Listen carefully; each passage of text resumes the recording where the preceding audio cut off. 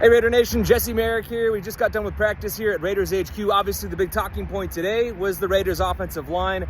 Vinny Bonsignore pressed Pete on whether or not he'd think about shuffling the offensive line, much like we saw last year where we had Jordan Meredith running at left guard for the Raiders, Jackson Powers-Johnson at center, and Dylan Parham at right guard.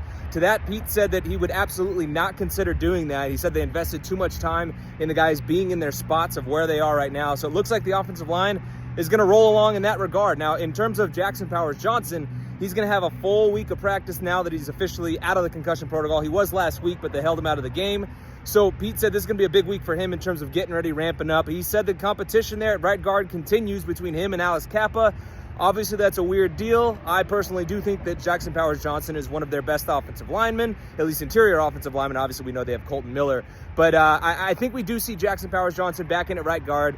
Alex Kappa didn't have a great game at all. He obviously graded out very poorly, at least if you look at the PFF rankings, and obviously the eye test didn't do too hot in that regard either. But look, this is one of those games where the matchup actually, I think, maybe favors the Raiders. I don't know. Maybe it's like just kind of a stalemate. Both of these teams not good at running the ball or stopping the run game, at least defensively for the Bears. The Raiders are dead last in the league in running back yards before contact, and then the Bears on the flip side are dead last in the league in how many yards they allow before contact for a running back. So obviously it's going to be a matter of who can actually get the running game going offensively and then who can find a way to stop it. I think this is a game where Pete and them are probably saying, hey, look, this is a good matchup for us running the ball.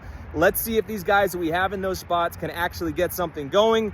Maybe something clicks. I have no idea. Obviously it's hard to have faith in this offensive line, but let's wait and see how they do there. These coaches, look, put in a ton of work into where these guys line up.